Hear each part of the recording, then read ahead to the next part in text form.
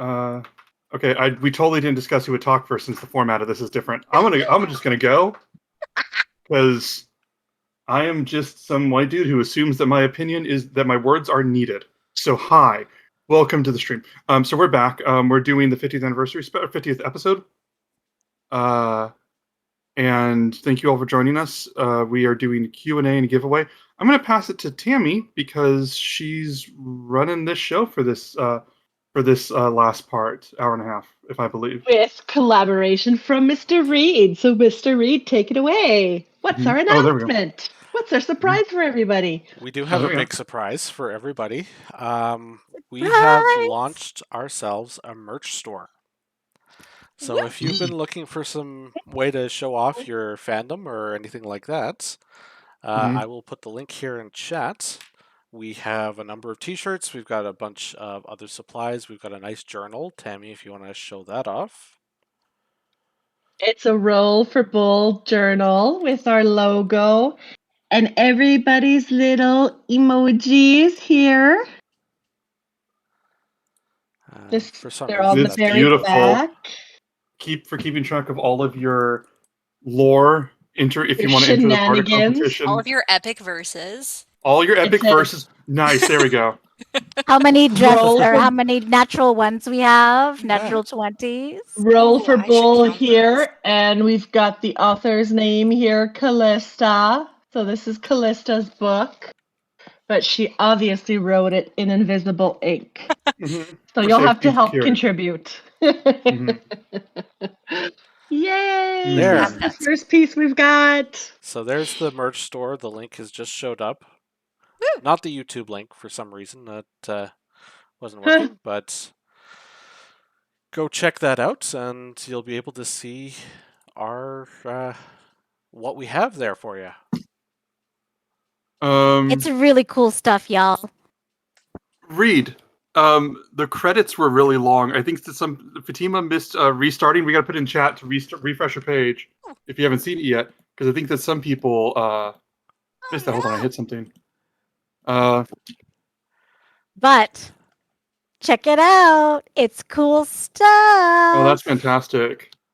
Yeah, so if you haven't seen it yet, merch store's open. Tammy's got her notebook.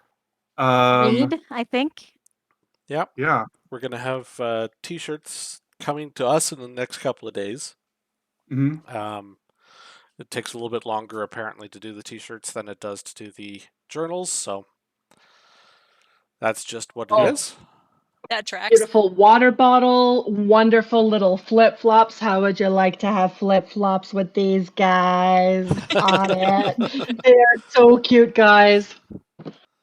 Oh, we're so special, and it's all for you guys. Thank you. Well, kind of for us a little bit too, because we like Fatima wants to know who designed all of these. Well, the art is all done by Lala Letty, who's our official artist. We've got some details for her on our Twitch page. I'll put them in the chat as well. I turned them into designs for, the various things. So, combination of Letty and myself as far as the designs go.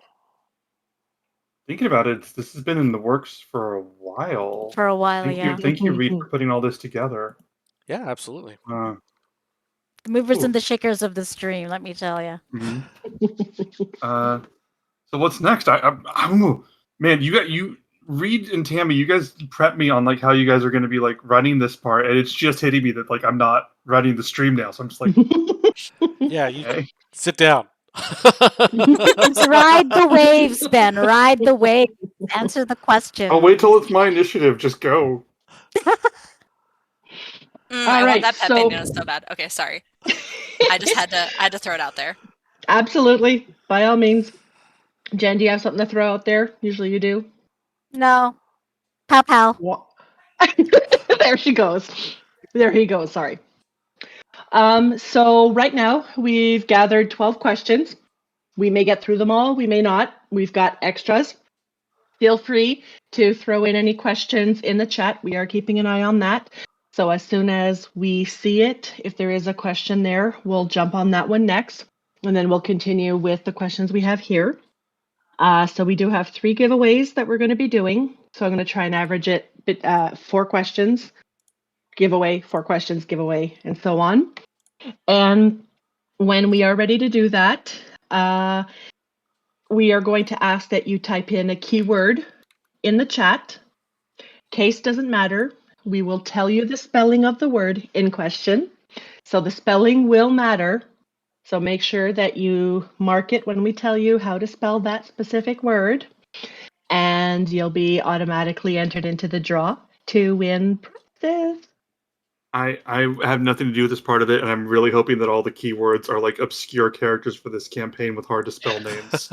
Chandras. Yeah, Chandra. The key word is the name of the dryad that was used to make the ship. Oh my Um, god, I don't think I have that. I It's somewhere in Wrote here. it down. I wrote it several times in my notebook to make sure I had it. I have it I somewhere. forgot it as soon as I said it. But you know what? Honestly, don't even talk to me about names. My names are all garbage. Anyways, I'm not good with names. All right. Are we ready to get on with our first question? Yes, Let's go. please. Okie dokie. So, question We number have a 1. fireplace. Nice. We have a fireplace that the question appears at, yes. Oh, nice! The first question has been submitted by Jenny, and it looks like it's a question for everybody to answer. And it is, what has been your favorite scene or story arc so far for each player and the DM? So your favorite scene or story arc so far. Do we roll these to see who goes first? If anyone could jump up, but if nobody jumps up, I'll roll a die. Roll a die, Ben. Yeah, do the die. Let's You're in do on the this die. too, so this is I actually did Yeah, roll a Five. 1d5. I'll roll 1d5, Ben. 1d5. Allie, this is yours. Excellent. I think, gosh, I don't know. I feel like my favorite scene was probably, I mean, it's unfortunate. It's up there. It's one of the ones we lost in the recording, was probably the moment that we found the like carvings of the Dragonlords at the necropolis. And it got real heavy. For like the first time, it got super heavy. Did we lose that episode, Reed? Yeah, unfortunately, That's- pretty much oh, that's everything my at the fault. necropolis is gone. And then arc-wise, honestly, I've really enjoyed watching Prey get emotionally invested in us. Oh, Is it okay if I summarize the necropolis thing real fast? Yeah. So basically, the heroes, you guys, those of you that have been watching now, have seen that the story is very morally gray, and there's a lot of like even in the scenes that we've had, like, is this character forgivable? Can this be forgiven? Stuff like that. All this stuff. For the first at least a dozen, I think, episodes, the campaign was being run as a very straightforward: you are the good guys, these are the bad guys. Go beat the bad guys because you're the good guys. And then Kyra and all of the gods have been like, yeah, we're going to help you. We're going to do this. They had to go to the necropolis for all of the original Dragonlords. The heroes that founded Thylia for the Traveler races were kept, and where they were resting in peace. And when they got to the necropolis, it was obviously expecting like a big monument. They found that based on the carvings and memorials, most of the Dragonlords wanted to be commemorated not as heroes for saving people or bringing anyone to the Isle, but they basically wanted to be known for how triumphant warriors they were, and look how many satyrs I killed, look how many minotaurs I killed. And then some of them even had the bodies of minotaurs enchanted to be forced to protect them, even though they killed the minotaurs in the first place. And it was this really dark moment, and I think it was the first time that the game sort of cracked open into being the emotional thing that it is now. I'm sad that it's not there, but I wanted to summarize it for people that hadn't seen that. And now I'm sad. I'm gonna roll the die. I'm not gonna do that summary for everything. That was just because it was a lost episode. Just to clarify. Tammy.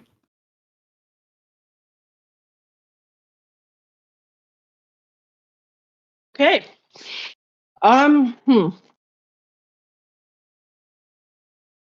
It's really hard to choose a favorite scene. So I'm gonna go with two different ones. One that I still can't believe we actually went through and did, and it was absolutely so fun, was Kiki one-shotting Cray. Oh yes. I Yeah, have to say yeah. that. Yeah. Tammy, I as a like that. player, couldn't believe that Jen's like, yeah, let's do this. I'm like, are you fucking kidding me? I'm gonna get you. Yeah. And But I that's what wanted that. happened. Yeah. But that's Yeah. what I wanted. I wanted something crazy to happen. So I'm glad it worked out so well. Mm-hmm. And as for my other favorite one, I literally cannot remember. There's been a few, but it's the ones that literally get me choked up. And I'm like crying. I'm having to blow my nose. I can't Mhm. speak because I am just so into the story, into the feelings. Like when Euphemian was talking with his dad, like you could just feel those raw emotions. And it doesn't take me much, and I'm like bawling. So I have to say, as much as I hate crying and having the stuffy nose and I can't talk, I love that. I love it. Yeah. And you're good at setting the tone as well, Ben, for that, for sure. That's you guys. I ran Curse of Strahd with Reed, Tammy, and Jen in one group. And those of you that know Curse of Strahd, there's a scene where you can possibly part ways with this character called Irina. And I took a chance on that scene, and there was people crying in that scene, and that was the first time I ever, as a DM, had a really emotional moment. And the table shared an emotional moment. And it's just, I like getting to explore those with you as well, Tammy, is what I'm trying to say. Because you are wonderful to roleplay with. Emotional, I'm just going to stare down. Jen, it is your turn. I'd have to say we've had so many fun moments. A lot of them were very silly. A lot of them, were kind of scary. But what got me was when we were going through Euphemian's memories of how did we found out he was Klingon. Mm-hmm. You were a Klingon, and yeah, the heartbreak that you had growing up with this awful, awful entitled kid, and that got me definitely. Like Reed is one of the Mm-hmm. best. He has his role play is on point, and it's Mm-hmm. so fun to role play with him. So Mm-hmm. that was awesome. This is why you play with DMs as players. Yes, It was yeah, really, really amazing. hmm The it was music is brilliant. so good for this right now, by the way. Really, we love you, Okay. Ben. You've been doing it. We can't do this without you. Yeah. You guys are pretty cool too. Well, you too. It's Uh, your question now. Actually, it's Reed's question. Oh, Reed, that's right. Sorry. I rolled a die, and that's what I got. I don't know. I think the thing the one that comes to my mind immediately is after Cray had died and Euphemian is bringing him to the temple to try to get him resurrected, and just that raw sort of emotion and being told, "No, we can't do it," Mm-hmm. because that was just well, make it happen anyway. Hmm. You almost had a Karen moment. But I mean, I think Jen did speak to the manager, but go yeah. on. In that respect too, just for my character's sake, when he woke up from the situation and the first thing he heard was Euphemian's voice, that's when it cemented it for him there. That this is his family, this is his brother. He won't ever let Mm. anything happen to Euphemian ever. Or to anybody else, but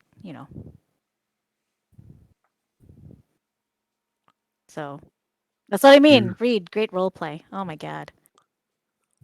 We have two new questions in the chat. Someone wants to know all the ways that Cray has died, and someone and Fatima wants to know all the ways that Cray has died, and Fatima wants to know for all DMs. We'll get to those in a second. My favorite moment, I have 3 favorite moments, and I'm going to breeze past 2 so that I don't hog too much time. One, the reveal of Kyra. I really like just because I was really proud of that. Those of you that watched, if you haven't been in the earlier streams, Kyra was presented as a completely benign NPC that was providing quirky commentary for a very long time, and then they were, and I was kept hinting that there was something more to her. Then they ended up meeting Pythor, who they knew was a god, and then Pythor just offhandedly referred to Kyra as his sister, and Kyra just burst out. She goes, "That was supposed to be a plot twist. It was supposed to be a big reveal." And I think my favorite moment was Allie's face when that happened. Other moment, that was number 3. Number 2, how everybody handled Bullbug's imminent death at the Coliseum.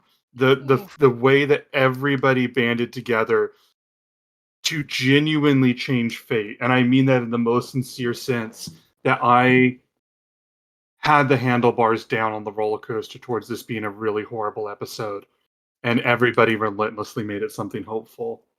I like having Bullbug there, but I think the number one moment, I mentioned that this group was the one that I started exploring emotional storytelling with in Curse of Strahd. In this campaign, you might not know this unless you hear me ramble a lot. I don't tend to play tactical, aggressive tabletop games. I like story-driven stuff, and I don't like to do. I haven't actually been a fan of intense fights for a long time. This group, I started pushing the fights harder just because I knew them so well, and I wanted to see where it would go. Back in the Necropolis, I put a fight in. I ran a fight that was way harder than any of them should have been able to do, just by the numbers, not reflective of them, by the numbers.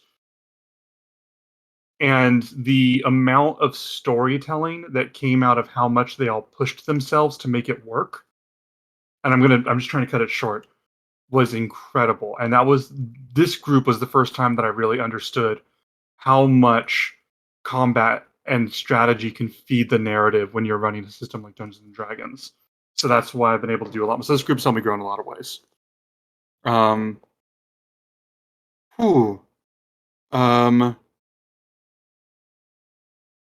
Oh, Tammy's mom. When Euphemian slept with Honora, Kiki's sister. Oh my gosh. That's a favorite moment. Scandal. Tammy, we've checked off the list. It's your call what we do next.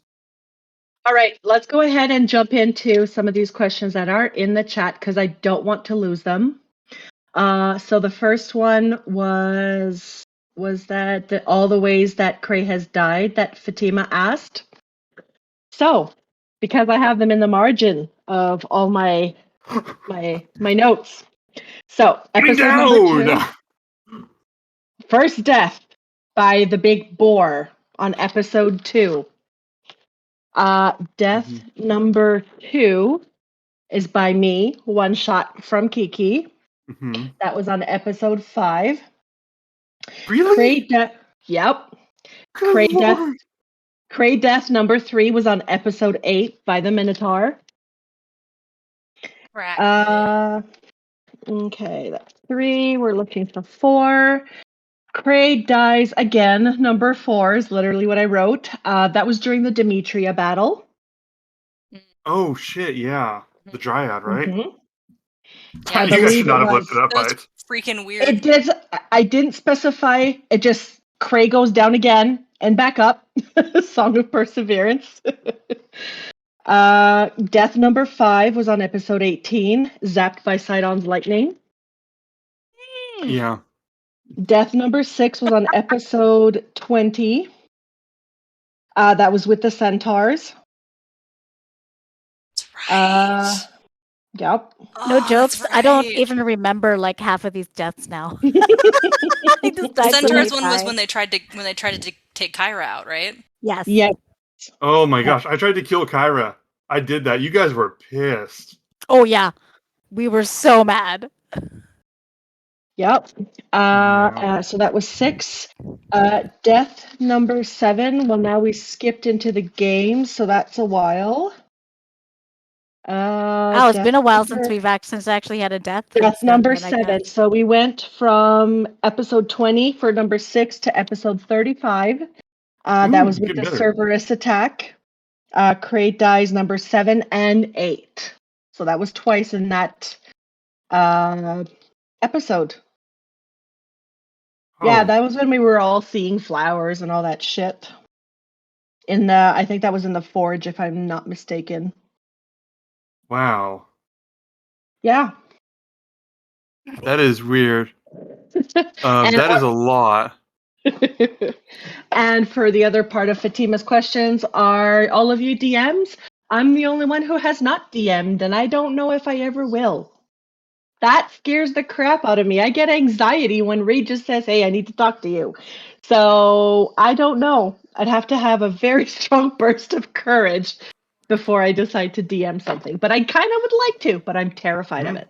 By the way, Tammy, I need to speak with you. Oh, shut up. In my office. I need to have a sacrifice. You need to get your ass back here right now. Yeah, that didn't quite do it because I know that's not real life. I want to run Valis to the point where hearing from her is like, oh, I want you guys to understand what Kyra's like, why Kyra's the way she is. But anyway, what excellent. I'm rambling. And I think we can all unanimously agree on this one. Fatima, also, who is your favorite NPC? I think it's going to be Bullbug. I mean, Oh, Really? Kyra and Bullbug, they're both important, neck and neck. but she's like part of the story with us. So I Mhm. think the newest family member to me is Bullbug. Ooh. Okay, let's just go through. Maybe not unanimous Yeah. then. Ooh. I'm gonna do a poll now. I'm gonna do a poll. Yeah, Fatima's with me. I'm gonna do a poll. I'm gonna put some other NPCs there as well. But you guys can say yours if you want to just share yours while we're doing this. Kyra. Yeah, I mean, it's Kyra or Bulbug, one of the two. But I mean, yeah. They're both invaluable. Okay, I don't even need to put anybody else on this list, do I? I Put wanna put Seema Laureus. on. Put Seema on. Yeah, I was just going to say, I think for Cray, his favorite NPC would be Seema. Ray doesn't think Seema's an NPC. She's a I'm real just person to him. saying, you know. Yeah, I put a list. I put the list there. You guys can vote with your bacon too, Everybody can vote. Who's your favorite NPC? and you can use bacon to add an extra vote. We're doing this. Let's do it. Okay, so Jin, who's your favorite? Okay, Jen's favorite is probably going to be, oh gosh, it's a tie between Kyra and Bullbug, but Cray's favorite is Seema. What about you, Reed? Oh, either Kyra or Bulbug. I don't think I can pick. Fair. Allie, who would you pick? I mean, Allie, the literature major who did choir all through high school and marching band, would pick the goddess of literature and music. But Kalista would be hard pressed to choose. Yes. That's can't. I mean, Kyra did give her magical powers. That's true. That's true. Gave her a night to remember. Yeah, it's true. They Well, both did. Oh yeah. Oh, that's right. So did Laureus. Rawr. About to go Oh. out. Wait, did Kalista hook up with Laureus? Oh Yeah, yeah. the orgy in I forgot the. about that. told you. Ironically, Kyra and Bullbug were both present in the building and did not participate. I forgot about that. I get All right. around. I guess my favorite. I think I like Kyra, but I'm coming around to Bullbug. Bullbug's interesting because there's a vulnerability to him. Because I can do it's like I mean Kyra can be in danger, but like Bullbug's mortal, and it makes moments like what we had a couple sessions ago. I like them both. I like the tragedy of Kyra, and I like where that's going with everybody. What else you got for questions? All right, let's go to question number 2. Let me get to my list. I might just be quicker to go on chat. Bullbug is winning over Kyra, and Nora's got no votes. Reed, no votes for Nora? Reed. Not even Well, Reed. you Oh can't go dear. through and you can't choose more than one. Even if you do vote multiple times, you just add more votes to the same person. So. All right, that's your question here, Reed. Yeah. Yeah. So who runs the OBS and what system do you use it for from Storm? Ooh. All right. So yeah, I run the OBS obviously. So that if you don't know what that is, that's the system that we use to broadcast and stream to Twitch. The program that I do use is Streamlabs Desktop. We've been looking at moving to OBS, but we're kind of stuck in at the moment, and now I'm all familiar and know how everything works here, which means I don't know how likely that's going to be. But yeah, that's basically my role here. So if you ever see me, if it looks like I'm checking my phone or that sort of stuff during the stream, that's what's going on. Yeah, and you do a wonderful job of it anyways, because it looks amazing. Yes, and you've put in so much work. Like he talks like he doesn't do a whole heck of a lot, but he did all the layouts. He did all the character title cards. He put our names in the background quite grayed out in Greek. He's done so much. He's not. I wish I could say all of the wonderful things he's already done, but he does so much for the stream, and a lot of that success comes from Reed. So, thank you, Reed. Thank you. Well, thank you. You've done an incredible job. You really have. You made this possible. All right. Emotions. We're gonna move on to question number 3. This one is directed to Cray from B. Alex Horn. I would like to know how Cray really feels about being singled out by a Titan. He puts on a strong face about it, but is he inwardly terrified, or is he just as stoic and sarcastic as he puts off? Oh, I would say that Cray's life had always been a series of downs. A lot of things have happened to him. So this almost feels like, oh, well, just another thing, I guess. But he also didn't have emotional connections with anybody. And now that he does, the stakes are higher. So is he scared? I wouldn't say he's scared. I don't think it's not for himself. I think it's for others. What that would do to the group and what that would do to Seema. So he just takes one day at a time and just hopes it won't be his last one. And that's pretty much it. Yeah. I like it. Yeah, that's good. Cray's character breaks my heart sometimes. All right. And we're going to go on to our 4th question before our first giveaway. Again, from B. Alex Horn. This is for all of us. What was the first character you played in a TTRPG? That's a tabletop role-playing game for those who are not familiar with the acronyms we have. How would they react to your current character? Roll that D5, Ben. Oh. Let me see. We're rolling. Allie. Again. All right. Well, Nora got a vote. Yay! So funny enough, first TTRPG I ever played was actually Curse of Strahd with our dear Ben. In Are you a different serious? campaign. Yes. I mean, That okay. was your... Technically, I DM'd for like friends and family who didn't know how to play. So That was your first... but that was my first player character. You were incredible. Thank you. And I played she was a Circle of Spores druid, hexblood, so kind of like a witchling sort of creature from Van Richten's Guide to Ravenloft.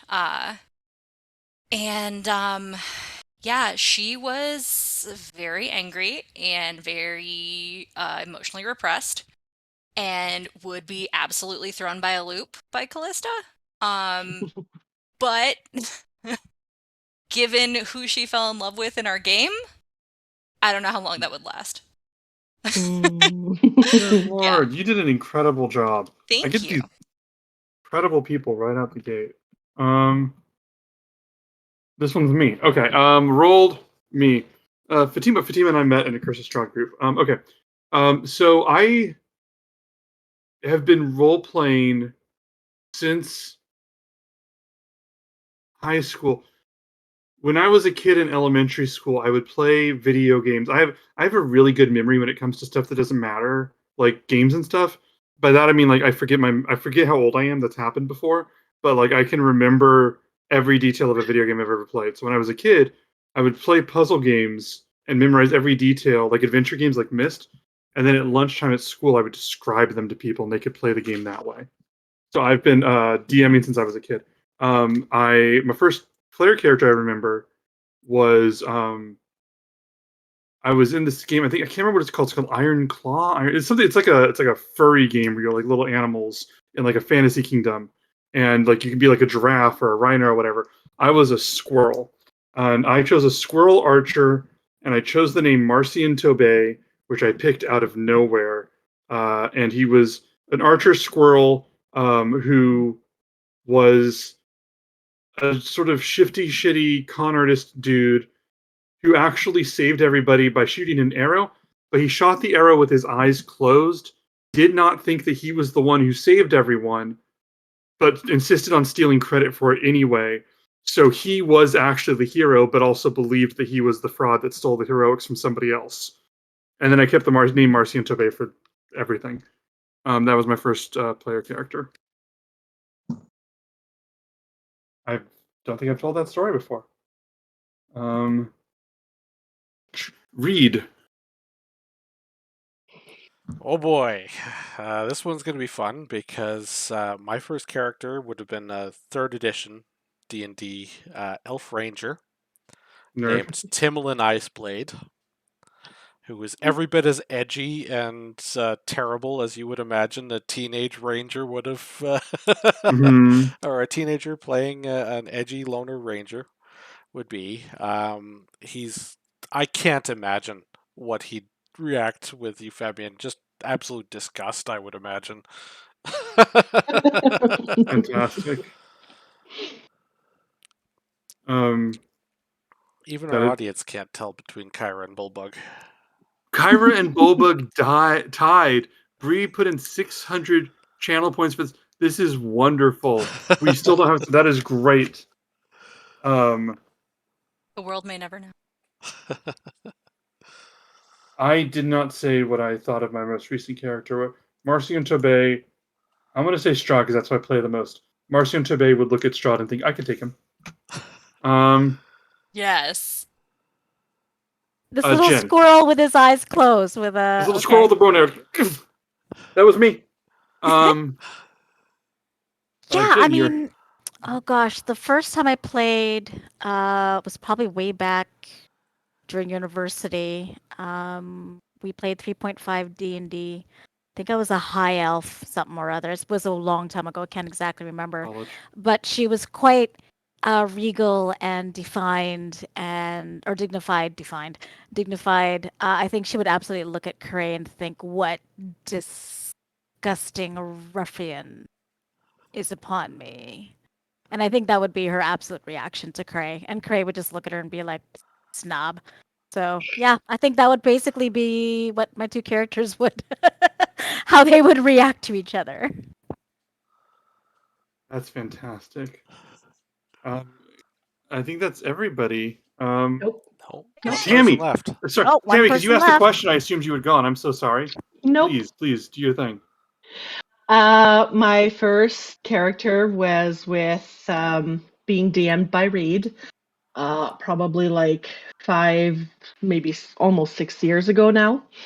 It was D&D 5th Ed for me, and it was a dragonborn fighter named Corinne. So from day one, I wanted to be a tank because that is not at all how Tammy is. And it felt amazing to just like be tough and bash shit down, that I find it very, very hard to deviate from that. So I'm sticking with the strong, bang things down type. And I think that Corinne would look at Kiki and be like, yeah, that's my girl. That's fantastic. I Because she love only made that. it to level 3, poor Corinne. Mhm. You'd be like, you go, girl. Yep. But like however a dragonborn would say it, a silver dragonborn. All right. Reed, you want to take it away for our first giveaway? All right, so our first giveaway, we are going to get you to put into the chat the word Thylea, Thyleaa. Case Is there an doesn't exclamation matter, point? Thing?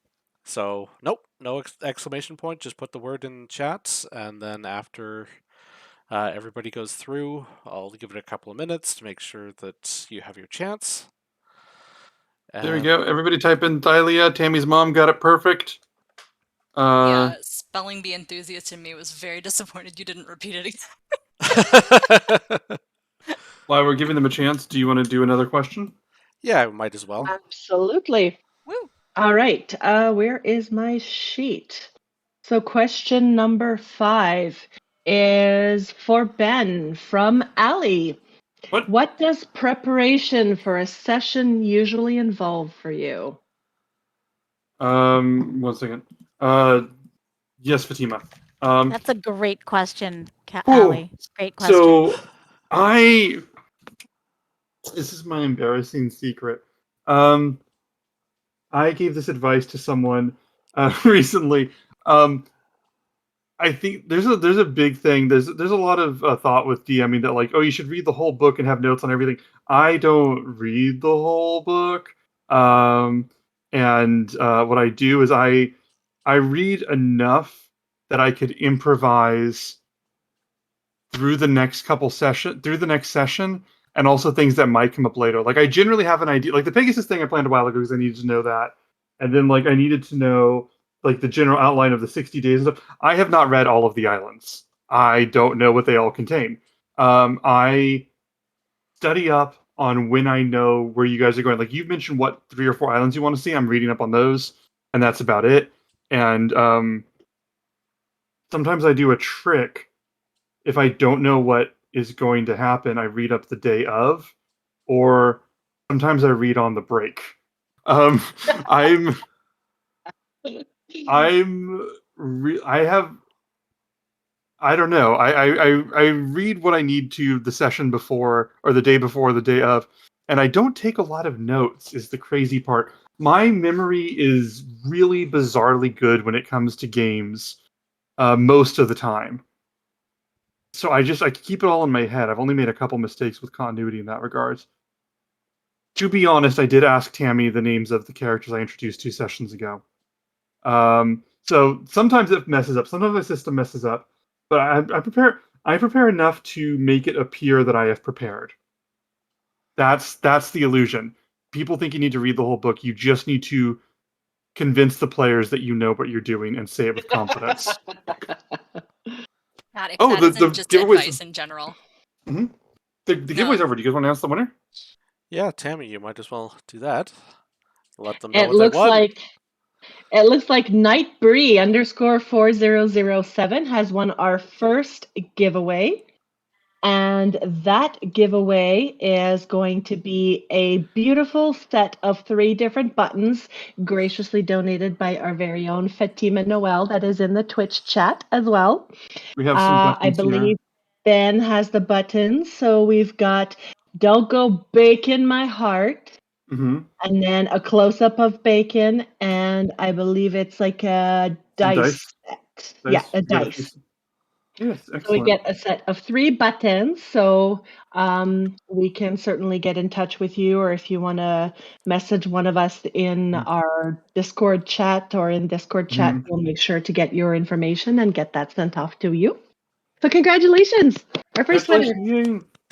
Yay! All right, Yay. more questions. I didn't see any come up through the chat, so I'm going to keep going with the ones we have on our list. So if anybody who's watching thinks of something good to ask, by all means, please throw it on up there. And so question number 6 is also for Ben from Toasty. Toasty. At Ben Competence, how much time did it take you to feel comfortable role-playing romance over All You Think? What was the first romance arc I did? Allie, you would know, actually. Was it Curse of Strahd in your group, or was it Odyssey? It would have been Curse of Strahd in our group. It would have been either, I think it was Ismark. Yes, okay. I did Curse of Strahd with them and with Allie's group, and I actually fell in love with the romance genre of storytelling about 4 years ago from a certain video game company that I was working at. And I really fell in love with the storytelling and the way that romance is inherently about how two characters interlock and orbit each other. And it became really fascinating for me. And I knew members of Allie's group through that game company. So we knew that we had a common interest in romance. And when I started to run that game for them, I saw a character that I knew was going to hit the buttons of one of our players. So I tweaked them a little bit to be less static and more of how you would write them in a romance novel. And it was kind of a trust fall from there on out. A lot of this stuff is just putting yourself out there in front of people that you feel comfortable doing that with. So once I started doing that, this, like I said, Reed, Tammy, and Jin's group was the first one that I started doing really emotional storytelling with. Jin was the first one that ever. I'm going to tangent here. Jin was the first person that ever knocked me on my ass with storytelling. Because whenever they said goodbye to Irina, that was the whole group, which was really great. But Jin's character was playing. Jin was playing a cleric who was praying to her goddess, and in Curse of Strahd, you don't get a lot of happy moments. And I swear this is related to the answer. You don't get a lot of happy moments. And so about 4/5 of the way through the campaign, she was praying to her god. And for the first time in the campaign, I did an actual moment where she said anything. And I said that the god Airdrie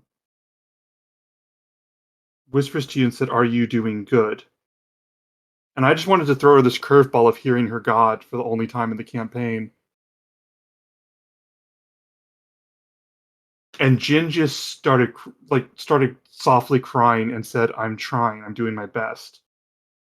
And just completely out of nowhere, she said that, and just it was such a broken-hearted, sincere thing. And I think that was a moment of like you. It's about this sort of trustful vulnerability between the players, and this was the group. These were the groups that let me practice that. So I've practiced romance recently because it's fun being with people where you can be vulnerable in these moments around them. Told you it was related. That's my answer. I think that's what I love about D&D is that you do get a chance to be vulnerable without, well, I don't want to say without risk, because you are being vulnerable at any minute, any time. You're at risk in a sense, but that's what I love about D&D is that you allow yourself to be that. It's and emotions that's with so great. training wheels on. Exactly. Oh my God, Reed, we should They're put not that your as like, feelings. yeah, exactly. Emotions with training wheels. It's exactly it. I love it. Yeah. Good answer, Ben. Wow. Nice. Very nice. Okay. Question number 7. This is for everybody to answer from Jenny. How do you feel that your character has changed from the first session? 50 sessions, guys. I'm gonna How have excuse we myself from this. All right, I guess you'll have to roll a d4 then. My answers are too long-winded anyway. I'm giving you guys a break. Allie, this is you. Again. Love it. Okay. So Kalista has become so much like softer and more like kind-hearted than I ever intended her to be. Mm-hmm. Sorry. The character that I was playing in the Curse of Strahd game has like big white knight syndrome. And I wanted to come into this with very like morally neutral, like I look out for me and the ones I love. And you know, fuck everyone else. Like Callisto would have voted to send the children to Lutheria as like a context Mm-hmm. when we were trying to figure out how to handle that. And she has really grown into this character who like just oozes compassion in a way that was not intended. And you know, if you had told her from the beginning, it would have been like, why would I? Nobody's ever cared about me before. But she was intended to be a little bit more like Cray. And she started a little bit more like Cray. And she has very much become like emotionally gooey.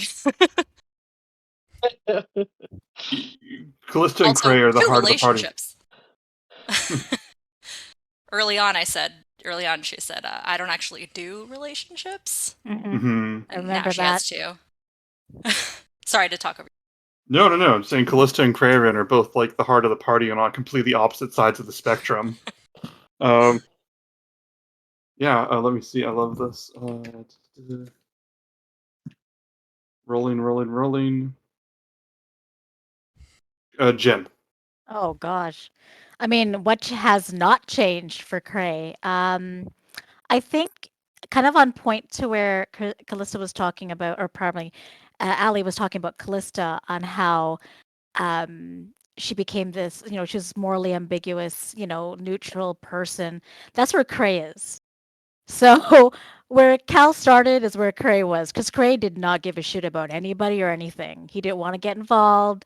He didn't want to do this oath of friendship bullshit. And then all of a sudden, these people slowly grew on him, and now this is his new family. Now that he's lost family, so right now he's at that point where he's like, I only give a shit about the people that I love. But don't say anything to anybody because fuck that, I don't give shit. And yeah. So he had a longer I guess journey to get to where Cal's beginnings are. So it'll be really interesting to see where the next 50 episodes go, honestly. I just thought of a question that I want to give you guys. Here's the secret. Put someone else's reputation at stake for the way you behave, and it will turn things around real quick. Oh, there you Yeah. go. What was it? Tammy, you're next.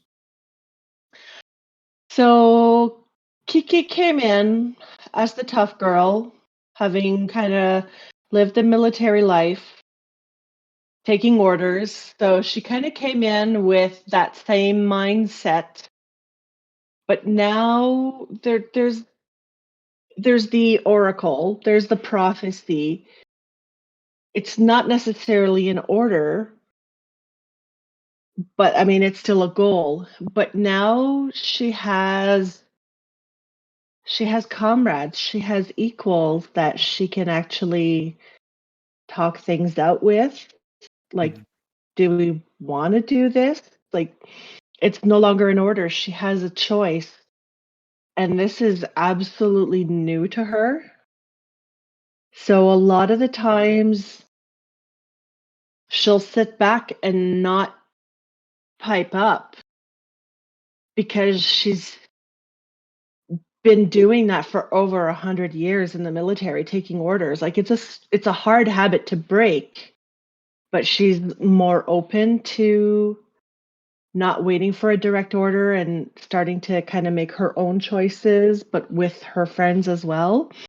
So she has become a softer person now, despite the rugged exterior and the power that she wields with her punches, as Cray knows.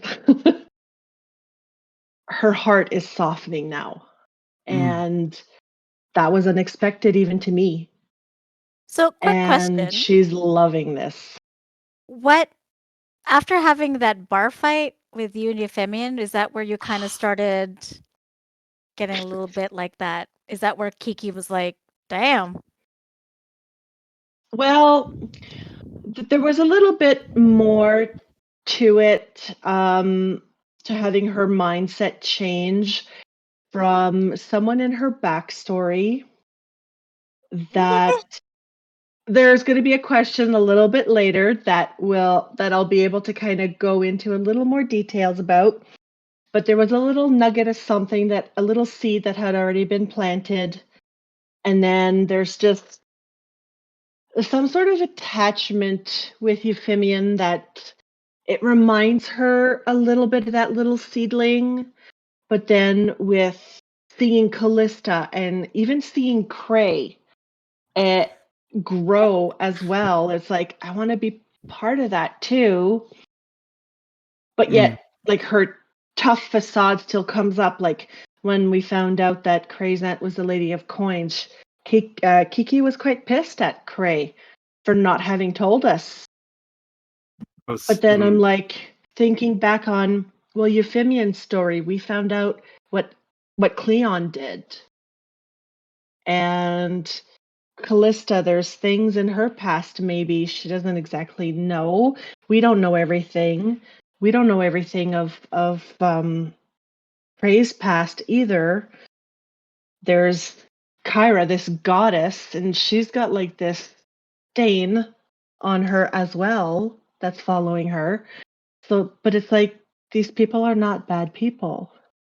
So even if there's something, like, I'm sure that there's something that Kiki's done in the past that she's not proud of, but she was following orders, so she doesn't question that.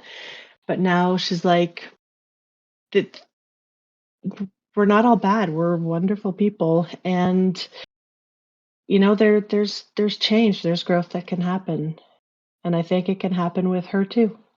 Wow, what a great answer. That's awesome, Kiki. So good. Wow, so good. So glad I excluded myself from this answer. That was good. Fuck, that was good. V, do you want to try and top that? No. How was your character changed? Well, I mean, Euphemian in the first couple of episodes, he was basically a fuckboy. Like, it's really hard to describe how, he was very callow in the first couple of episodes. And I think, he's always wanted to have that sort of white knightness, like Ali was talking about. But I think now he's sort of coming to terms with what it means to actually have to make those decisions and struggle with the morality of that sort of thing.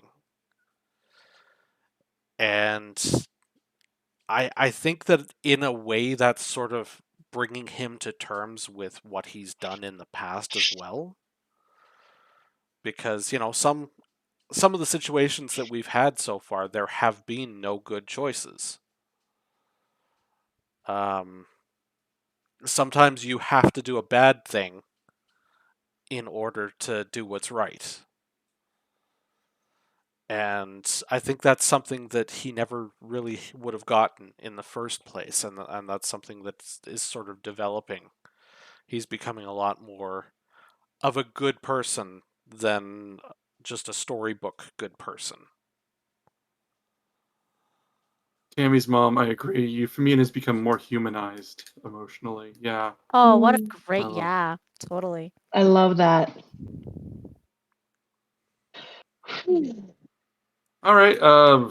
Tammy, you're. I've not used this term in a while, but I'm being verklempt.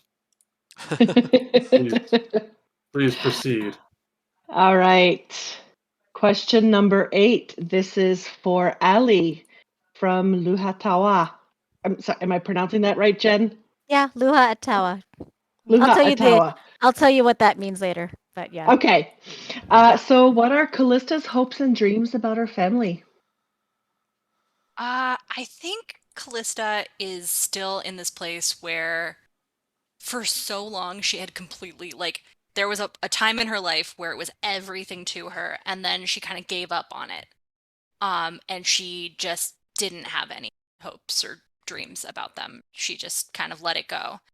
And I think that vision from the Horn of Balametria has kind of rekindled all of those, like it's very, very childlike, like, because she has not processed this as an adult, really.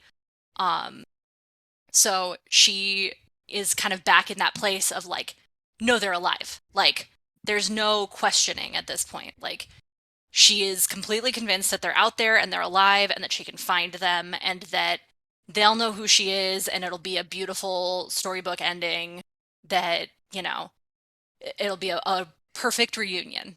And obviously, you know, there's, if she were to like sit with it, I think she'd have to face the facts that like, no, these are people she hasn't seen in 60 years or so, and it doesn't matter if they're her family. She doesn't have the memories to build it up, and they could be dead or they could hate her. Maybe she did something. Like, there's so little context of how this came to be that like she is not in a place yet where she's ready to deal with it. Like, she is still absolutely coming at it from that like, you know, storybook, like orphan sort of like, you know, Annie, like maybe in a house, or, you know, they're missing me. Like they'll find me and it'll be perfect.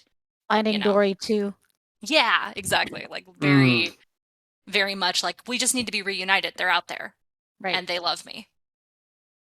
So This is yeah. emotions. I'm. Wow. I know. I think I know where I know it's going to. It's gonna be a lot. It's gonna be a lot. It's gonna Can't be. wait. I'm so excited. There's. I think yours is gonna take some of the longest to pay off, maybe. But Oof. ugh. Love it. Well, I have a question I'm gonna put in the chat. 'Cause I want to know I the might answers from all let of you. I might let you all ask me a question about the campaign after this. But anyway, I'm Giveaway feeling. two? I'm like. Oh yeah, Oh giveaway yes, too. giveaway too. Yeah. All right. We'll do that and we'll continue talking. So this is going to be more buttons, right? We got buttons. Oh, buttons. right. Second giveaway. I have to. Oh, and the customized bookmark Yes. from Fatima Noel. So it is a wonderful little bookmark like this.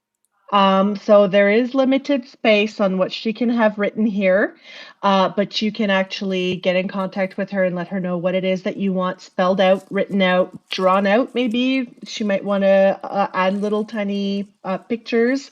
I think there's someone that had a little picture maybe on something. No, okay. So anyways, you can get in contact with Fatima on what you're going to want. So the nice bookmark, cross-stitched bookmark and buttons. And this one, what's the keyword for this one here, Reed? There's a cat that just fell off your lap. Yep. So How do that's you going spell to it? be Dryad. Dryad.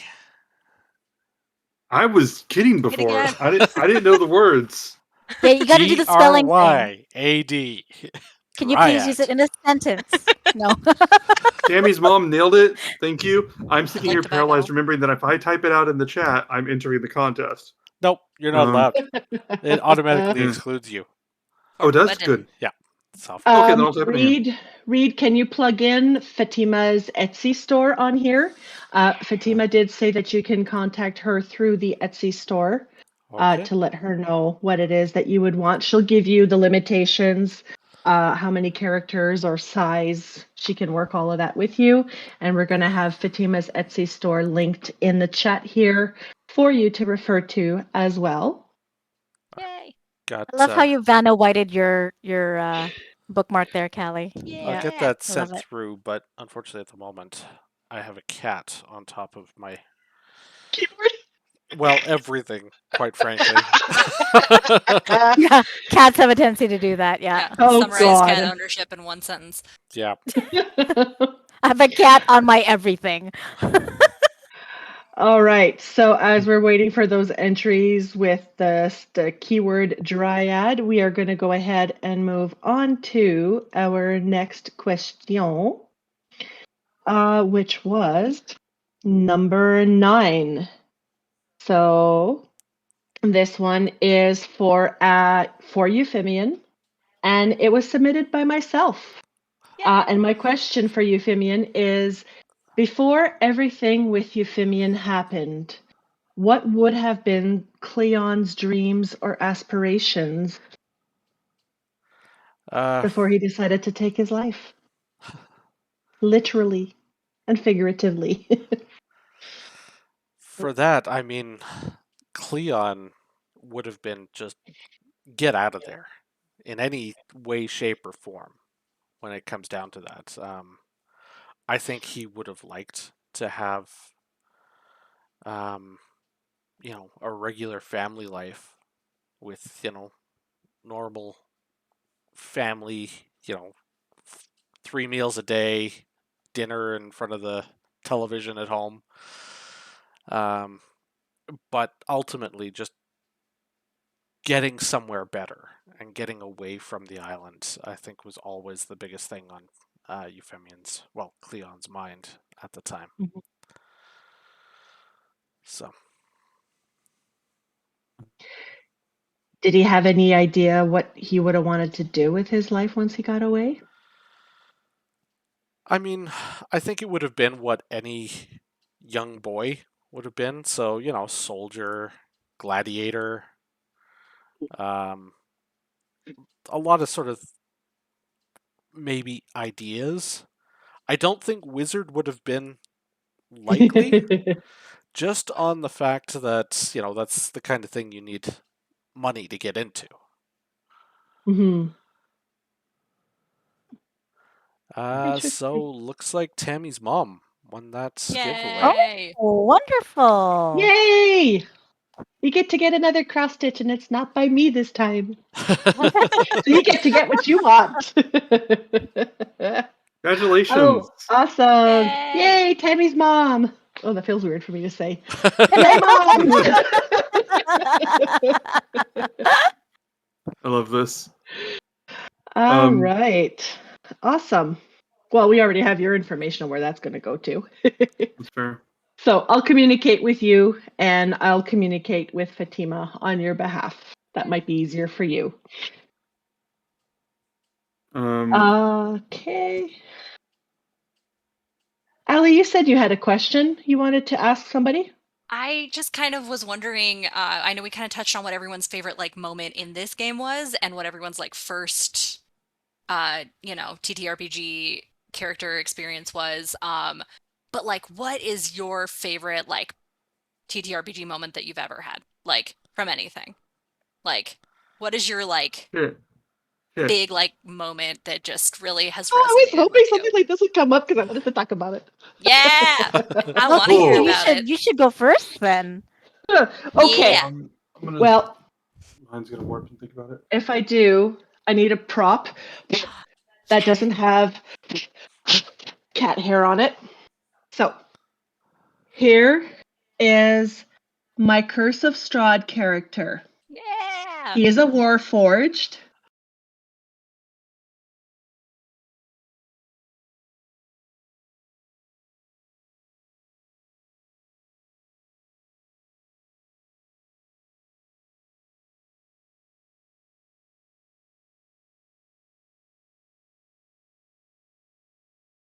Really robotic. Not very We well. can't hear anything. Yeah, sorry. Kayla decided that she needed to sit on the mute button. Oh, you freaking cats. Sorry about that. You're blaming the cat because that's what she does. She is being very clingy tonight, and I don't know why. So my character Crunch here, the Warforged, he started off very robotic, and throughout the process of going through Curse of Strahd, started finding more of his humanity. We never got too much of my backstory come out in there, but there was literally he was a person and something happened and then like his consciousness was put in this robot, but he was programmed in a way and that was starting to come back out. Sort of like a RoboCop kind of story. But with my favorite moment, there were so many there, but I'd have to say was a conversation that Crunch was having with Reed's character Koj. Mm-hmm. Oh my God, Tammy was in tears for this. And he was basically, Koj was telling Crunch that he was worthy, something. It was just such an emotional conversation. Reed, you probably remember better what it is that you were telling me, but that was my favorite. Well, it was that you had made a pact, and we had just found out that you had made a pact with one of the liches in The Amber noted Temple. place. Ah. Mm-hmm. So many questions. Yes. And yeah, I was trying to convince you through that to, turn away from that darkness. Mhm. Turn And around, bright eyes. yeah. Sorry. Oh. And I think I had said if you need something to champion, you can champion for me or something like that. Mhm. Oh, but it was Yeah, such that a was good. heartfelt conversation that honestly, I really wish we would have had that on stream to have it recorded because, oh, what a session that was. That was my favorite character, my favorite moment. And I broke Ben on my first shot against Strahd because I was awesome. Yeah. I want to. Allie has a question. I want to also peel back something for everybody. So the Amber Temple is a place of where a lot of dark spirits can like try to corrupt you and tempt you. I'm rushing through this in Curse of Strahd, and the way that I run it is if there's like these sarcophagi full of dark spirits. If you touch one, I pull you aside into a separate one-on-one chat where you can talk to the spirit who offers you something, but the other players don't see the negotiation. They just get an indicator of whether you took the deal, not what the deal was or anything. Oh. And that was that. I pulled Tammy aside. And I can't remember what I offered you. I think I offered Tammy like a god, basically. What a dark spirit was like. I was going to give her like some poison spells. I think I was like, if I would No, give it you, like, was to save the life of someone, to like that's a right. resurrect. That's right. One That's right. use of Okay. resurrect or something. It was in the one room. So I basically offered Tammy one use of the resurrection spell, and she threw me my favorite curveball I've ever been thrown in a campaign ever. And I'm not quoting her exactly, but this is the sentiment. She responded with, "And what if I want something more?"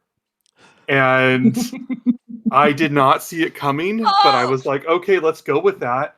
And by the time we left the chat, she was given an extra level in Warlock, so she was a level above everybody else in the group. And but in exchange, she had to be a servant for the villain. She was effectively villain aligned now. But no, the rest of the group. No, she said she was a fighter. She was an Eldritch Knight, which is allowed to use magic. She worked in all of her warlock spells, and because things were going so fast, I think the rest of the group didn't pick up that she was augmenting her fighter magic with warlock magic for quite a while. It actually didn't come up for several sessions that she had gained a level, and it was one of my favorite reveals. It was so fucking good. Yeah. Okay, that's all. I'm sorry. I don't think I ever told Reed or Jin the full story of what happened in that private room until now. So That's okay. anyway, Tammy did. okay, good. Privileged information. Who needs to go now? Well, I'll tie onto that if nobody else wants to go. Because yeah, mine would be the same Curse of Strahd campaign. Because I discussed with Ben having a timeout of my character. Oh, Right. I remember that. Same hat. And yeah, brutal. my character was going to just sort of up and disappear. And nobody else got told about this. So basically what ended up happening is I ended up separating from the rest of the party to bring Yeah. an NPC to the church to safety, this Mm-hmm. Gertruda. And on my way back, I just disappeared. And Literally just vanished. Yeah. And Yeah. what was especially great was that the group was in the middle of a crisis at the time and did not know that this was a completely separate storyline happening at the same moment. Oh my god. I was so mad at him. Yeah, even I didn't know. Oh, it was one of those great moments whenever I described someone else coming in and then had Reed introduce his new character. Oh, it was so good. And he was a It's- dick. I mean, He was. he was a dick. Who has not gone yet? I think Jen and Allie. Have you guys? And You can go, Allie. oh, well, to be completely predictable, also Curse Strahd with Ben, but that's the only other campaign I played. I'm gonna drop my So- link now. I think I have to at this point. We had a moment where did you guys didn't accept the dinner invitation, did you? No, I don't we think Oh, were the forced fuck. into it. That went No, no, south. no, Oh, they yeah, never- that's right. They never, We were they never took forced. the dinner party. They never did the dinner party. No. So we accepted the invitation to dinner. You're gonna tell that story now. Yes, and during the dinner party, everybody in my group was kind of testing the limits of like we're kind of like that that thing that we have in our oath of hospitality thing that we have where it's like, no, you've promised that you're not going to hurt us while we're here, so we're going to see how much we can get away with. And we're not going to overtly do anything, but we're going to push your buttons and see where the boundaries are, so to speak. And one of our party members was a Dampier, and Strahd was going to offer him Gertruda, actually.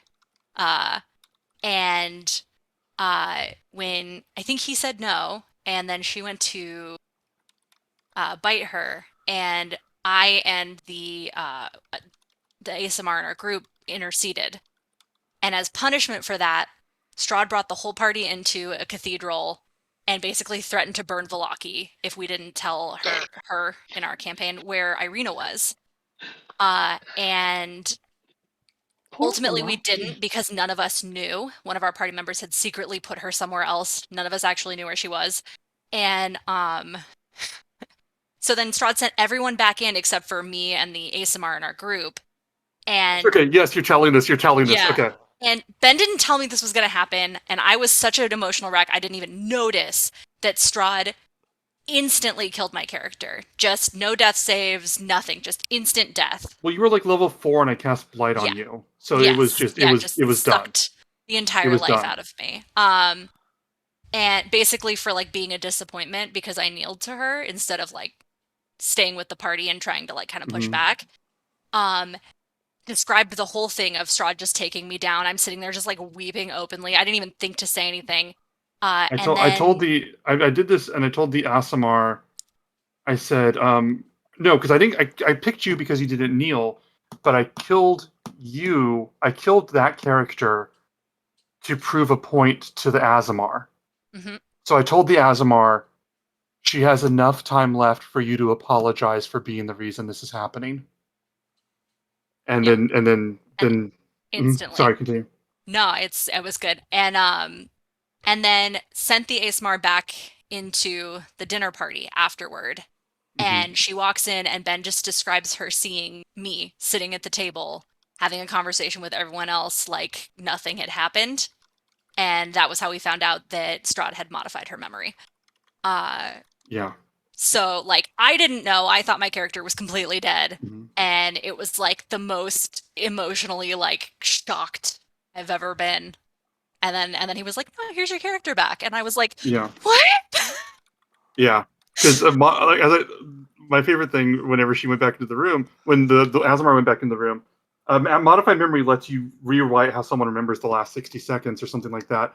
But if they find evidence that it's wrong, then the spell's disbanded. So the Asimar went in the room. I said, as you see Agnes, you recognize her as okay because and this is the poem, was because modify memory dissipates when you see proof otherwise, and just Allie's face. Delightful. I think you screenshot it. I was like openly weeping. Ben has a tendency to do that, let me tell you. Mm. Gosh. good. Okay, two. Hurts so good. Yeah. I think there's two that I really like. One of them is with Reed. Reed is an incredible DM. Absolutely Mhm. incredible.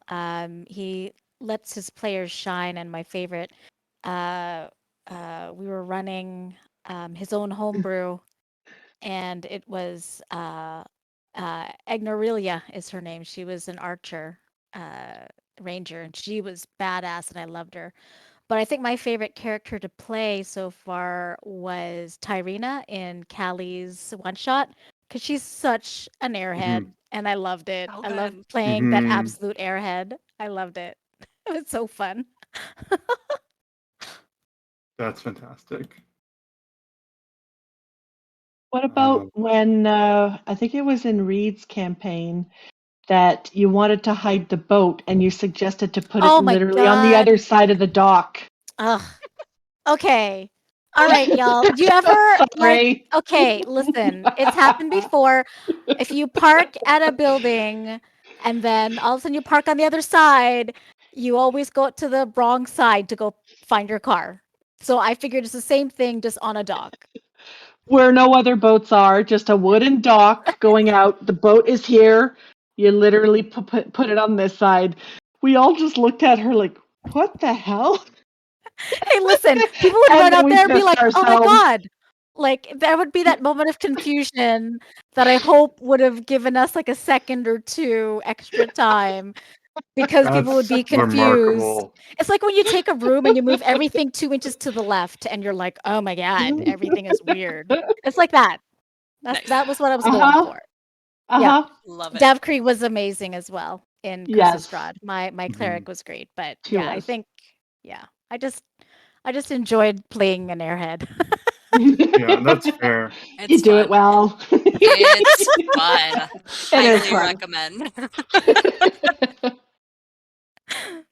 Okay, we're Excellent. going to go on to question number 10. This one was from Ali to me, and she's asking, what was Kiki's childhood like? So, since you heard that I had drafted up all this thing, you want it to come out, don't you? I'm nosy. So basically, she's a Triton. So she grew up in a Triton village on the seaside. The Tritons were actually pearl farmers. So the village that she's from, Manake, they're actually known in the lands for their beautiful, high quality pearls. So it was basically pearl fishing that they were doing, cultivating pearls, growing pearls, working them, making beautiful jewelry, selling them. That was our livelihood. So she was about, let's see, 5 years old when her mom was taken by the dragon Hexia. So the dragon attacked the village. All hell broke loose. My mom is gone. The There was another farmer family who had no kids. They basically sort of took over being my parents, essentially. So I was taken in by them, and so I lived with them for about 3 years. And then my village was attacked. This time it was by raiders. So they were like a rogue military unit, just going out, kind of doing little jobs on the side for themselves, stealing our pearls, stealing anything of value that we have. And they were also indirectly recruiting for the army. So this little blue Triton girl showed some spunk and tried to fight her way in. They figured that I had the spirit and I would be good to go ahead and be one of their own. And so from there, I was recruited into basically the Mitros army. So for about 4 to 6 months, I was with these raiders, which is sort of where I learned a little bit of my barbarianism, I would say. And so I learned the bad ways of doing things, potentially. And then at some point, I literally don't know what it was. Maybe it was like some weird Triton puberty thing. Maybe it was all the built up rage that Kiki had in. Well, this is where she developed her natural weapons when she rages. She gets her lobster or her crab claws. She can go into and have a shark head. Totally picture Maui from Moana when he has the first time he's trying to switch with his hook. Definitely shark head. And then, of course, my ponytail, my braid turns into like jellyfish stingers. So is it a way of her manifesting her rage? Is it a puberty thing? She has no idea. She just knows that she developed this. And to some degree, it could be like a reminder of home when she was with her family and the sea life, in the village, up on the ground, watching little crabs going underwater. So that's that part. So then I became part of the army and rose through the ranks there and spent over 100 years with the army. And then finally, because I kept coming back, I kept surviving, I was tough, I'd be bringing dead bodies or wounded soldiers, and there is a local healer that I would see oftentimes. And we got to talking, and she sort of became kind of like a mother figure to Kiki, making sure to why are you doing this? Like, you're so much better than this. Have your own mind. Live your own life. You only have one life. Why waste it spending time with others and following others' orders? Sorry. And so that kind of started sinking in. And the final straw was she was going up for a promotion as captain or, high ranking, and some bastard took it from her. And she said, fuck it. And that was it. I love that resignation story. The best story ever. Love it. Such a good story. I love this story. In a nutshell.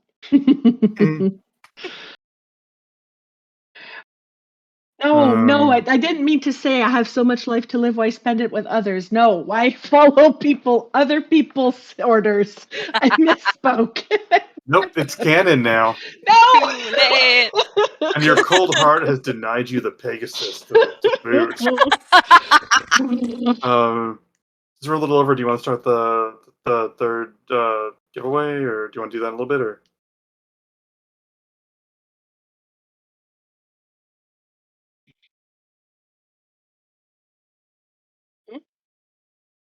Good night. Mm-hmm. Yeah. Oh no, Muted. Read. Oh, just me. Okay. All right. So, Cat. no, I think this is just my stupidity. Not this time. Oh. Yeah, I'll avoid blaming the cat when it's not her fault. So the third one, this one's going to be for one of our T-shirts. You'll get to go onto the store, pick a T-shirt that you like. We've got a list of the ones available, and if you want that, then we're going to go ahead get you to enter the password Kyra, K-Y-R-A-H. That's K-Y-R-A-H. The Yes. Please use shirts it in a are sentence. beautiful. They I are think so nice. I'd like to say, like, the first time I actually spelled her name, I think it was K-I-R, like Kyra, K-I-R-A. Don't Oh, go yeah. throwing out other spellings. I know. Don't mess up Oh. people. Tell us you didn't read the player's guide without telling us you didn't read the player's guide. Just kidding. I'm sorry. I love it. I was originally going to make a cleric, so I memorized all the gods early on. You might know more I about them had than me. no idea. All right. I was not kidding about how much I don't read. Well, we're letting that resolve. You want to move on to the next question, whatever it is? Yes, that would be question number 11. And that is from B. Alex Horn for Woo! @Luha Atawa. How scared are you that Cray only has one life left? Will Cray take this into account when they're in combat? Will it affect his judgment and decisions, knowing that not even a skilled cleric could bring him back? I mean, I feel like prior to everything, he wouldn't have cared because he didn't have attachments. He didn't, he didn't have people who cared for him. He didn't believe anybody cared for him. And especially with this last episode in where even the god Thyla said that he was part of the world and it was worth saving when he didn't even believe that for himself. I feel like now it will start affecting his decision. So prior to this, it probably didn't. He's like, nope, I will always throw myself. I will be the one to sack. If anybody's going to go, it'll be me. But now that he has these attachments, now he's like, well, I can't disappoint these people that I love. I can't disappoint these people that are part of my brotherhood and my family. I can't let that happen. So prior to this last episode, I would have said Craig wouldn't give a shit, but now it's different now that he has that validation. He didn't believe it before at all.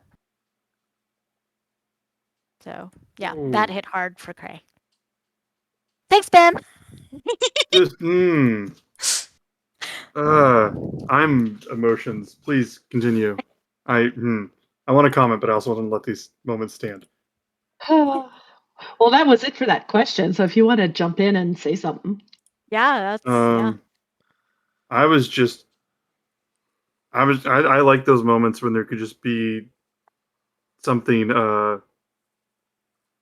almost therapeutic, getting to have these moments that are like sincere and emotional and supportive between characters, or getting to put positivity out there when I get to play Kyra or Mitros or any of the few nice characters in Strahd that actually put positivity out there. And it's I mean it's what I talked about with Jen before, is about the trust and the vulnerability, and you all make really good moments. You all have really wonderful characters. So I didn't have anything to add besides just stammering about how much I like playing with you all. I say working with you all.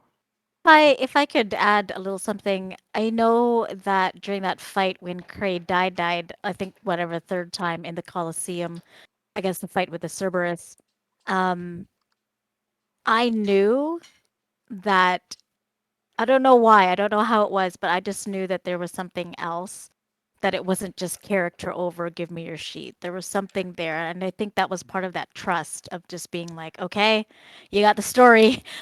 Come catch me, baby, So Yes. so yeah. So I'm sure we'll all get to that once we find out all of our little things. Yeah. So I'm excited about that. Yeah. Fatima, I adore you. Is this the last question coming up here? All right. Coming up, this one here is the last question. Did we end up getting our winner yet? Yeah, I'm not sure why it didn't post, but the winner for that is going to be Nebula Raza Music. Wow, you came in at a good time. Welcome. Nebula Rossa, your first message in this stream, and you nailed it. There's my favorite Twitter account is called One Tweet Tony, and the only tweet on the account is well, that's it. Nailed it in one try. And I feel like that's Nebula Ross's vibe right now. Came in, one message, won a contest. I want you to stay, Nebula. I want you to stay in this community longer. But if you left, I would respect that so fucking hard. Yeah, so Congratulations. yeah. Congrats, everybody, to all the winners. That's amazing.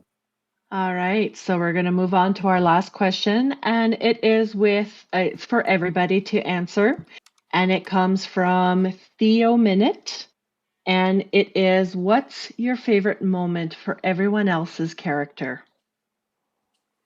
Ooh. I'm gonna roll. Oh no, wait, that's not me. I thought it got me, and I got scared. No, it got Tammy. Oh, okay. Oh man, there were so many, but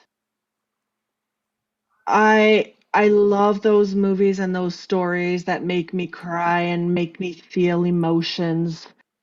And I have to say, it was when probably Euphemian was talking to his father, like when he finally told his dad that this was Cleon standing in front of him, and he just let his dad know how he felt and everything. Just that whole scene, so many feels for me, and I love that.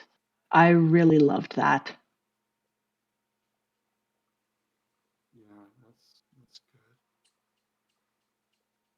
This is an emotional Russian roulette. Hmm. It hit me. That hit me.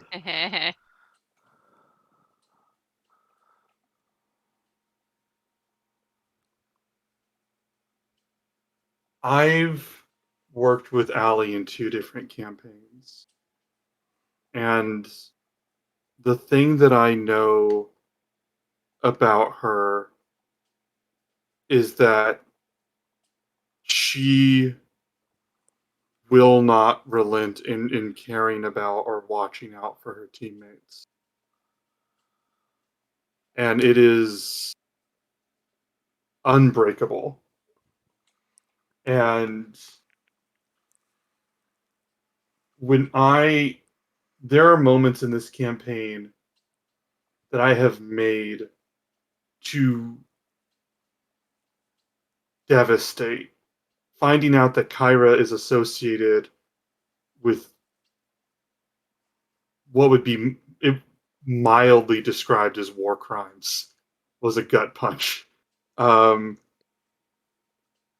those of you that didn't see it, because I know not everybody's here, there was a scene. The way they met Bullbug was they were basically put in a political situation where, for lots of reasons that built up, Tammy met this kind Minotaur and was being put in a situation where, to survive, she was going to have to make a show out of killing him.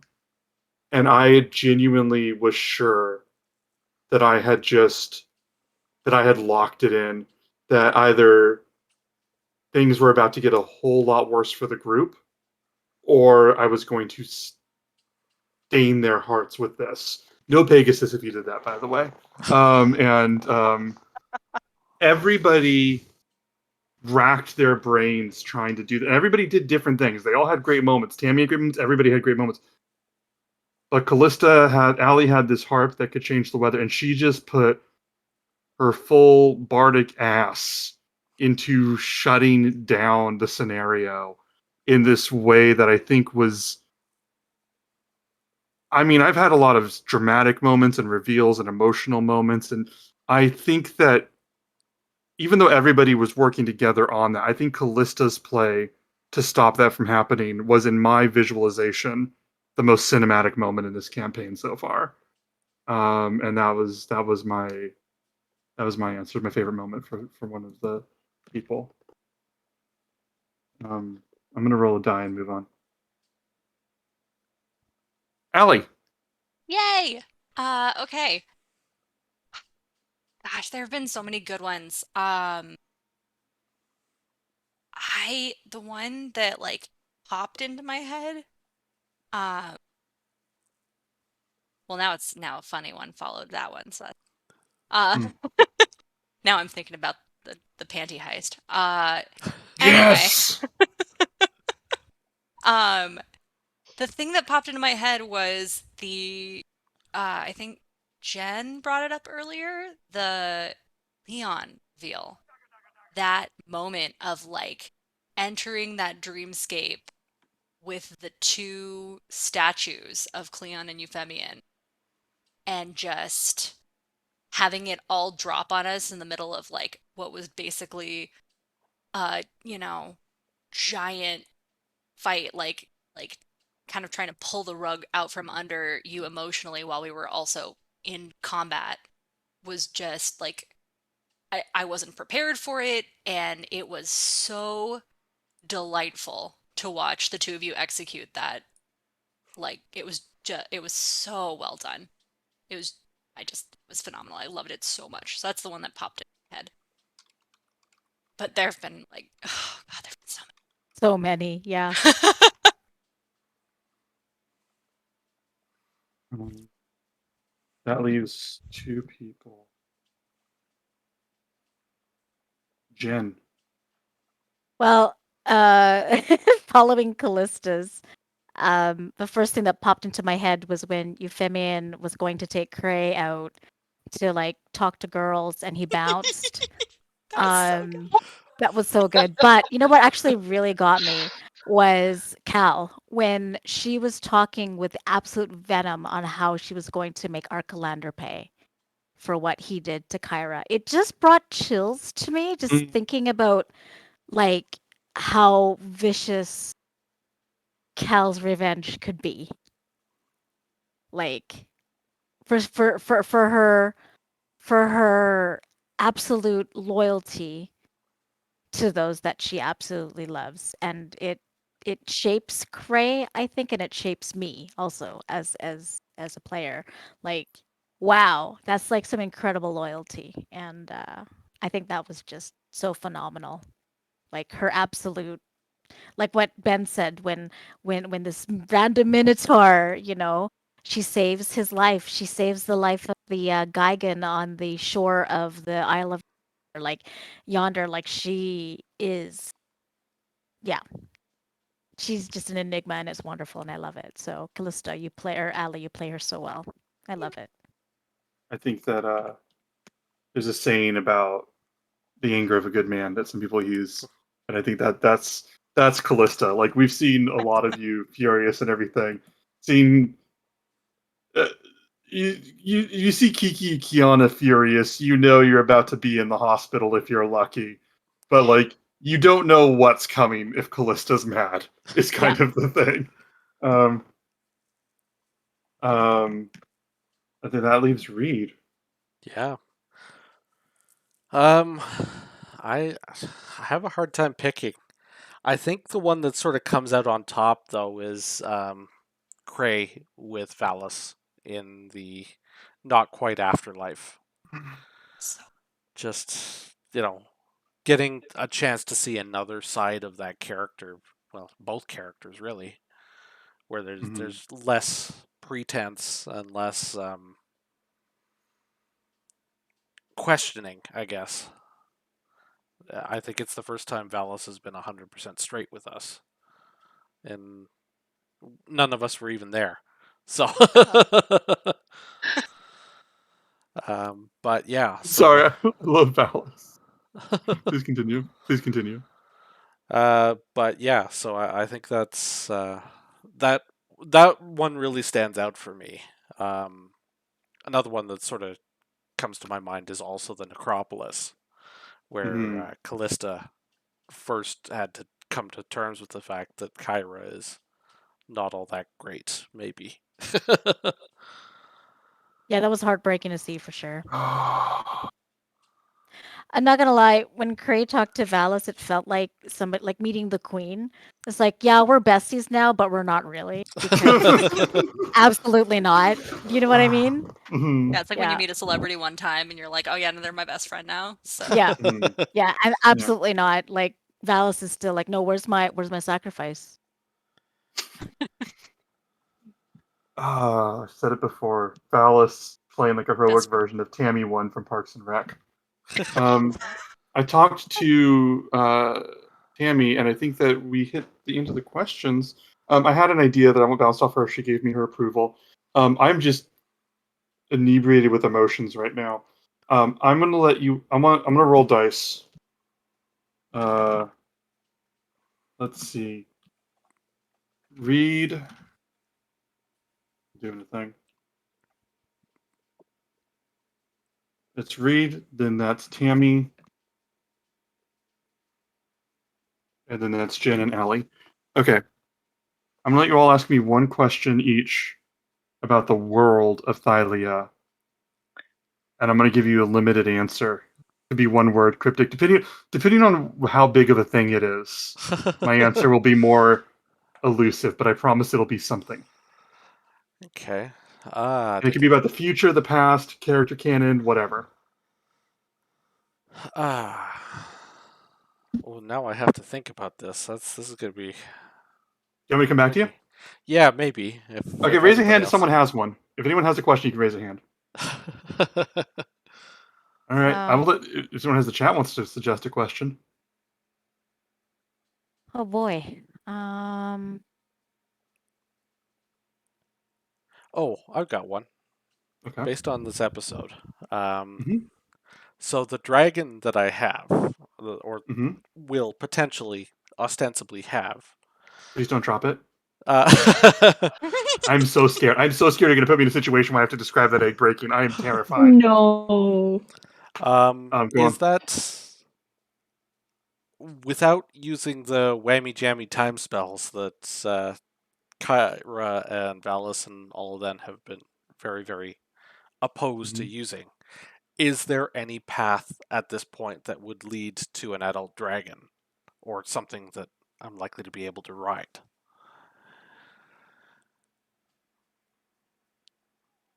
Yes. Not anytime soon, but at a point in the campaign where it will make sense. Okay.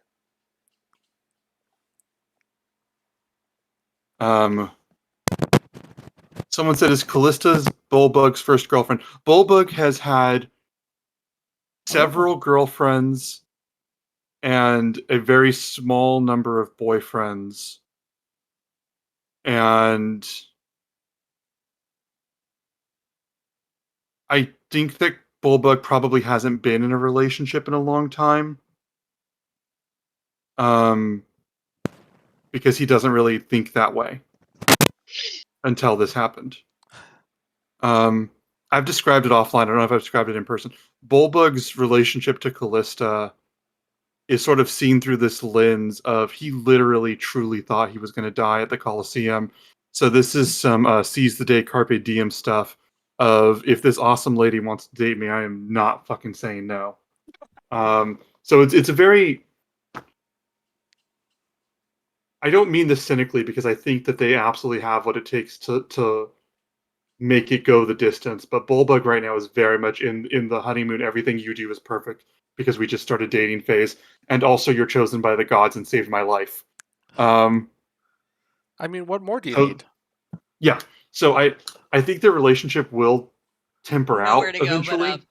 Yeah, Absolutely but no pedestal to fall off there. this is Bullbug's first serious relationship in a while. And I look forward to seeing them evolve as they see each other more for who they are. Does anybody else have any other questions? Sammy, do you Teacher? have one? Yes.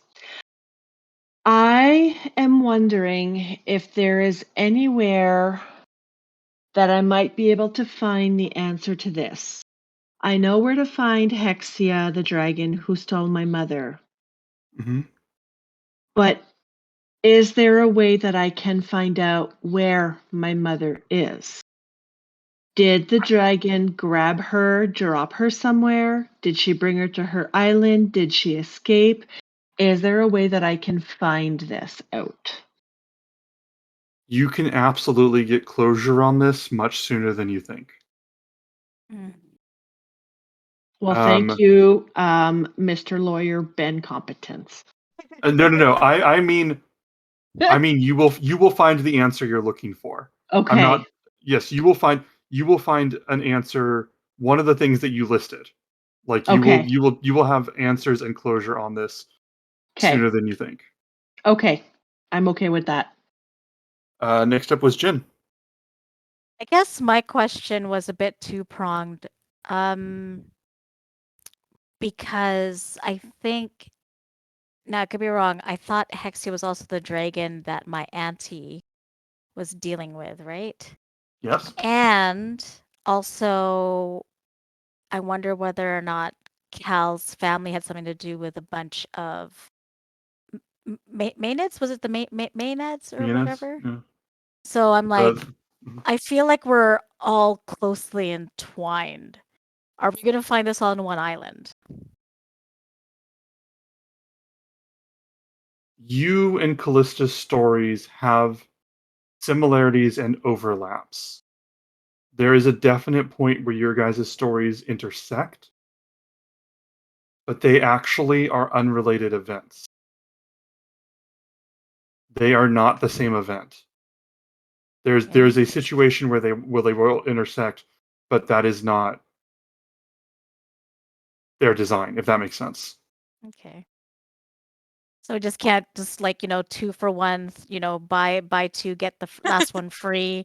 We just get on one island and get all 3 stories. Your stories will intersect physically. Okay, that's Fear. all. Allie, do you have a Excitement. question? God, I feel like I always have so many, and then the moment, it's like when you're in class and the moment Mhm. comes and you just completely blank. About the world of Mm-hmm. Thylea. I guess I would what I'd like to know is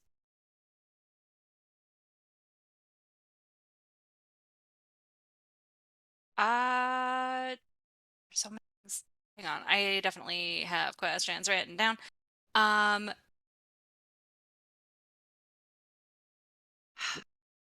feel like I've asked you this cryptically before, but Careful, I might and answer. I think you kind of already did a little bit, but you might not give me any more than this, but like is there somewhere where oh actually this is a completely different question. Let's go this way because I think we've talked about the other.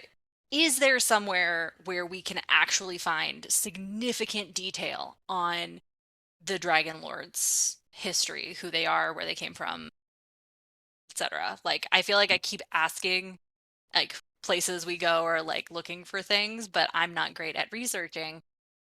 Does that exist in the world? Like, I know that I it's was mostly been lost to time, but I was very explicit that the Great Library would have a lot of your answers about the canon if you guys chose to stay there.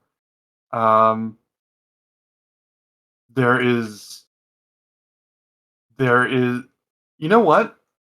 We're going to end the 50th episode with this. I will just say this. Jen, can you put the what is that, 53? Can you put the 53 up there? Oh, yeah. It fell, sorry, it's not as pretty. I will just give you a whole new chunk of information that should answer your question. Kyra, Valis, Pythor, and the others have been elusive because part of the oath was that they would never talk about what they saw. The oath ends in 53 days.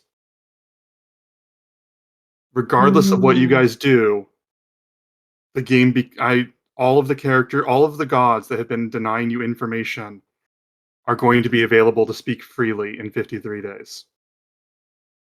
That is completely new.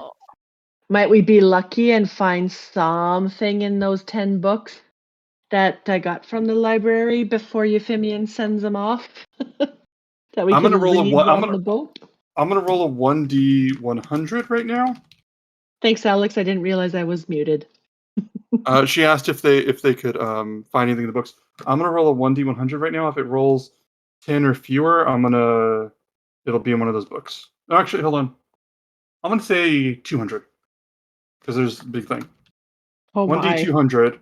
If it rolls 10 or fewer, because I'm just picking There's hundreds of books on the shelves, and you guys pick 10 random ones. If it lands 10 or lower, a major answer's in those books. Ah! I rolled 102. Oh. I think that was a fair shot. Yeah. Well, it's a 10 Alright. and a 2, technically. So, I mean, Yeah. really. That's 2 answers, really. I mean, Yeah, that's fair. Well, wonderful. Thank you guys so much. Thank That you. was Thank you. brilliant. Yeah, a lot of emotions. Wow. Thank you guys Most for coming to the stream. emotional roller coaster. 50! Yeah. 50. And then whenever we come back next week, the heroes might leave the island. They might have an Adventures on the Island all session. But there's more to do. We could go ahead 6 days or no days. We'll see. Thank you all for coming to this. Tammy, do you want to send us off since you ran this part of the stream? Yeah. Oh my God, sure, let's give it a try. Why not? Thank you all so much for submitting the questions. Kiwi, stop bobbing your head. This was really fun reading your questions. We hope that we'll be able to do this again in another 50 episodes and have more questions and see what's going on, what has changed, if anything. But we are just so thankful for you guys tuning in with us every week. I mean, literally, we just did this to have like a record of our sessions, for us to look back on. And it turns out we have people that like to watch us. And we That really blew my mind. appreciate your help. I really can't express what this means. This was unexpected. I did not know how this was going to turn out. But I am so happy for all of you, the players, Ben, and everybody who watches us. Thank you so, so much from the bottom of all of our hearts.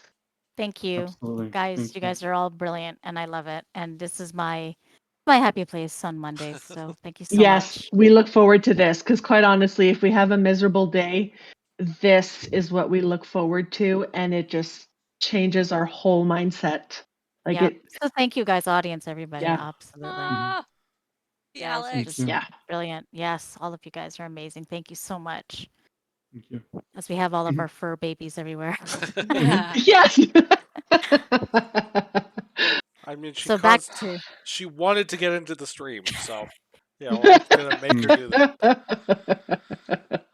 All Yeah. right, I'll close her out. thank Thanks you so much, guys. Awesome. everyone. Thanks, Good night, everybody. everybody. We love We love you. you. Bye. Oh, I love Bye. it. Bye.